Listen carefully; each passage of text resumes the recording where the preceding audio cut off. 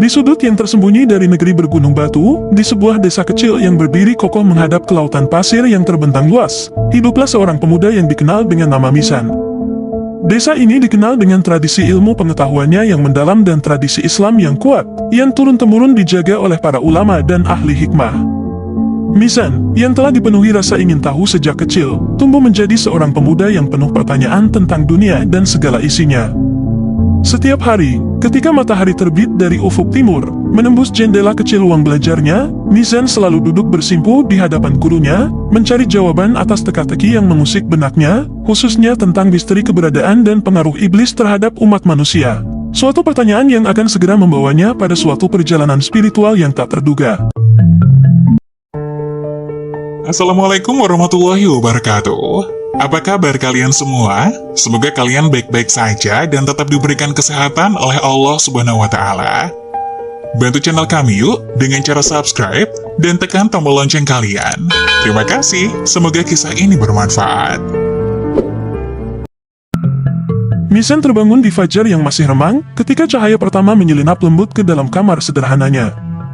Dia memandang keluar jendela, memperhatikan bagaimana desanya, yang tampak seperti hamparan permadani tua dengan rumah-rumah lumpur dan atap jerami, perlahan-lahan tersentuh cahaya.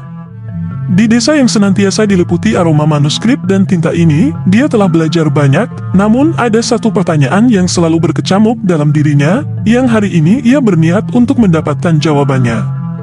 Setelah menunaikan sholat subuh berjamaah di masjid, Misan mendekati gurunya, Syekh Jalal, yang sedang asyik menelusuri baris demi baris sebuah kitab kuno. "Mengapa kau tampak gelisah, Misan?" tanya Syekh Jalal tanpa mengalihkan pandangannya. Misan mengambil napas dalam, "Guru, jika iblis hanya satu, yaitu yang menggoda Nabi Adam, bagaimana mungkin dia menggoda banyak manusia sekaligus di setiap penjuru dunia?" Syekh Jalal menutup kitabnya, dan menatap Misan dengan pandangan yang menggali jiwa. "Kau tahu, Misan, keberadaan iblis tidak seperti kita, dia berada di luar pemahaman fisik kita. Tapi, bukankah setiap yang ada haruslah bergerak dalam batas kemampuan? Bagaimana mungkin iblis ada di mana-mana?" tanya Misan dengan kebingungannya semakin dalam. Gurunya berdiri dan berjalan menghampirinya, meletakkan tangannya yang hangat di bahu Misan. "Allah menciptakan makhluk-makhluk dengan cara yang berbeda, dan dia memberi iblis kemampuan yang tidak dia berikan pada kita. Misan, dunia yang gaib, lebih luas dari alam semesta yang kita lihat ini." Misan mengangguk, namun rasa haus akan jawaban yang konkret masih belum terpenuhi. "Lalu bagaimana aku bisa memahami ini, Guru?" Syekh Jalal tersenyum bijaksana. "Pergilah ke Gua Hikmah, tempat di mana dunia materi dan gaib sering bertemu. Bertafakurlah di sana, dan carilah kejernihan yang kau dambakan." Misan merasa kecewa, namun juga penasaran. "Baik, akan kutemukan jawabannya, Guru, dengan izin Allah." Syekh Jalal menegaskan saat Misan beranjak pergi. "Ingat, Misan, terkadang, kejernihan datang bukan saat pertanyaan terjawab, tapi ketika kita memahami bagaimana jawaban dipaparkan." Misan memberikan hormat pada gurunya, hatinya dipenuhi oleh kombinasi rasa hormat, kebingungan, dan tekad. Langkahnya menuju Gua Hikmah tidak hanya akan menjadi perjalanan fisik, tapi juga ekspedisi ke dalam yang paling dalam dari keberadaan, di mana pertanyaan terbesar seringkali tidak memiliki jawaban yang mudah. Perjalanan menuju Gua Hikmah bukanlah perjalanan yang mudah. Terletak di lereng gunung yang terpencil, gua itu hanya bisa diakses setelah melalui jalur berliku di antara lembah-lembah yang sunyi. Misan membawa bekal secukupnya, seperangkat alat sholat, kitab suci Al-Quran, dan sebuah tasbih yang diberikan oleh gurunya. Sesekali, dia berhenti untuk menunaikan sholat di tempat-tempat terpencil, yang masih belum terjamah oleh jejak kaki manusia lain. Setibanya di mulut gua ketika senja mereda, Misan merasakan suasana yang berbeda. Angin di sini, seakan membawa bisikan-bisikan yang tak kasat mata, dan dinginnya ruang dalam gua, seolah memeluk jiwa. Dia menyalakan api penerangan, dan berjalan memasuki rongga bumi yang penuh misteri itu. Misan memilih tempat yang terasa paling tenang di dalam goa, untuk mulai bertafakur. Dia menghamparkan sajadahnya, duduk bersila menghadap kiblat, menutup matanya, dan mulai membaca doa-doa yang diajarkan gurunya. Perlahan, segala suara dari dunia luar mulai hilang, tergantikan dengan ketenangan yang mendalam. Tak terasa sudah beberapa hari, dia merasakan getaran halus, sebuah sensasi yang belum pernah dia alami. Napasnya menjadi semakin lambat, dan pikirannya seakan terlepas dari keterikatan jasmania. Sementara tubuhnya berada dalam keheningan yang pekat, jiwanya menjelajah dalam tafakur yang mendalam. Tepat hari ke-7, ketika dingin goa merasuk hingga ke tulangnya, Mizan merasakan getaran yang mengalir bagai arus listrik lembut melalui setiap urat nadinya. Sesuatu yang ganjil terjadi. Getaran itu membawanya pada keadaan antara terjaga dan mimpi, tempat di mana realitas tampak menyatu dengan imajinasi. Dalam keheningan yang mendalam, Mizan seakan mendengar sebuah suara berisik yang semakin terdengar jelas. Mata batinnya terbuka, menuntunnya melalui lorong-lorong gelap goa yang sebelumnya tak terlihat. Di sebuah ruangan yang tersembunyi, cahaya api meredup, Mizan melihat sesuatu yang mengguncang realitasnya. Di sana, dalam cahaya redup yang berkelip-kelip, sebuah sosok yang menakutkan muncul. Itu adalah makhluk dari api, dengan bentuk yang samar dan sulit untuk dipahami sepenuhnya oleh mata manusia. Iblis, sang penyesat, tampak dalam bentuk yang menyeramkan, dan yang lebih mengejutkan, dia sedang berkembang biak dengan cara yang tak terbayangkan.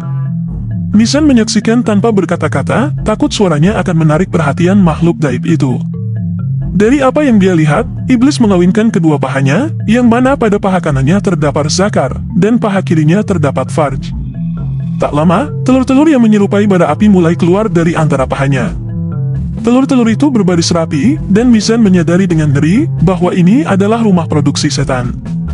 Sosok iblis itu kemudian berbicara, suaranya bergema melalui dinding goa, namun tanpa suara yang jelas. Itu lebih seperti pemikiran yang terdengar langsung di kepala Mizan. Pergilah anak-anakku, sebarkan kegelapan di setiap sudut dunia, susuplah dalam pikiran manusia, bisikan ke dalam hati mereka keraguan dan putus asa. Saat anak-anaknya yang menyerupai percikan api menyebar ke 7 penjuru mata angin, iblis kembali mengulangi perbuatannya. Mizan menyaksikan ini terjadi berulang kali, menciptakan turunan setan dalam jumlah yang tak terhitung, bahkan sampai melebihi jumlah manusia di dunia. Mizan merasakan sesak di dadanya, ketakutan dan kekaguman yang luar biasa tercampur menjadi satu. Ia tertatih-tatih mundur, berlari menjauh dari pandangan tersebut dan kembali ke tempat tafakurnya, jantungnya berdebar keras. Dia tersadar, namun apa yang baru saja dilihatnya terasa nyata, bukan seperti mimpi. Dengan napas yang terengah-engah, dia mengambil Al-Quran dan membaca ayat kursi, mencari perlindungan dari Allah. Mizan tahu, dia harus kembali kepada Syekh Jalal gurunya, untuk memahami pengalaman gaib ini. Dan mungkin, dia akan menemukan kejernihan yang dia cari dalam pengetahuan yang lebih tinggi, tentang keberadaan dan sifat iblis yang misterius ini. Pada saat fajar menyingsing, sinar matahari yang hangat menyentuh kulitnya, menyadarkannya dari kebekuan malam yang lama. Langkahnya terasa lebih berat daripada saat dia pertama kali memasuki Gua Hikmah, dibebani dengan pengetahuan yang berat, namun juga dengan pencerahan yang tak terduga. Saat dia tiba, desa telah terbangun, dan kehidupan berjalan seperti biasa. Anak-anak bermain di jalan-jalan sempit, pedagang membuka lapaknya, dan burung-burung berkicau dengan riang. Namun bagi Mizan, semuanya tampak berbeda, seolah dia melihat dunia dengan mata baru. Syekh Jalal sudah menantinya, duduk di bawah pohon zaitun tua di luar masjid, seakan mengetahui waktu kedatangan Mizan. "Engkau kembali Mizan, dengan mata yang telah melihat lebih jauh dari yang banyak orang alami," kata gurunya sambil melangsurkan secangkir teh hangat. "Guru, apa yang aku lihat? Apa itu kenyataan? Atau hanya fata morgana dari hasil tafakurku?" tanya Mizan, matanya memancarkan kebingungan dan penasaran. Syekh Jalal menyeruput tehnya sebelum menjawab, "Apa yang kau lihat adalah kenyataan dari alam yang lain, yang tidak semua orang bisa menyaksikannya. Iblis dan keturunannya adalah bagian dari cobaan dunia ini, yang kehadirannya sering tersembunyi, namun pengaruhnya nyata." "Tapi kenapa aku guru? Kenapa aku yang harus melihat cara iblis berkembang biak dan mempersiapkan pasukannya?" Gurunya memandang Mizan dengan tatapan lembut namun serius, "Karena engkau mencari jawaban Mizan. Dan terkadang, jawaban yang kita cari bukanlah yang kita harapkan. Allah memberimu pengalaman ini sebagai bagian dari perjalananmu, untuk menguatkanmu, dan mungkin suatu hari, untuk membantu orang lain." Mizan merenungkan kata-kata gurunya, "Jadi, apa yang harus aku lakukan dengan pengetahuan ini? Gunakanlah untuk mengingatkan dirimu sendiri, dan yang lainnya tentang kehadiran setan dan tipu dayanya, dan betapa kita harus selalu berlindung kepada Allah dari godaan-godaan yang mereka bawa," jawab Syekh Jalal, sambil memberi isyarat agar Mizan duduk di sampingnya. Mizan duduk, menyesap teh yang memberi kehangatan pada tubuh dan hatinya. "Guru, bagaimana kita bisa melindungi diri kita dari pengaruh setan?" Syekh Jalal tersenyum, "Dengan ilmu, keimanan, dan amal sholih. Ingatlah selalu untuk berdoa, bertawakal, dan mengikuti sunnah Nabi kita. Dan ingatlah bahwa Allah Maha Pengasih, lebih dekat kepada kita daripada urat leher kita sendiri. Setan mungkin berusaha untuk membisikkan keraguan dan dosa, namun kasih sayang Allah selalu ada untuk membersihkan kita dari segala kegelapan. Di sana, di bawah naungan pohon zaitun, dengan segelas teh dan hati yang dipenuhi dengan pelajaran baru, Misan menemukan kekuatan untuk menghadapi hari esok, mengetahui bahwa ia kini memegang lampu yang akan menerangi gelapnya kejahatan dengan cahaya kebijaksanaan dan keimanan. Semoga kisah ini bisa menginspirasi kita semua. Wassalamualaikum warahmatullahi wabarakatuh.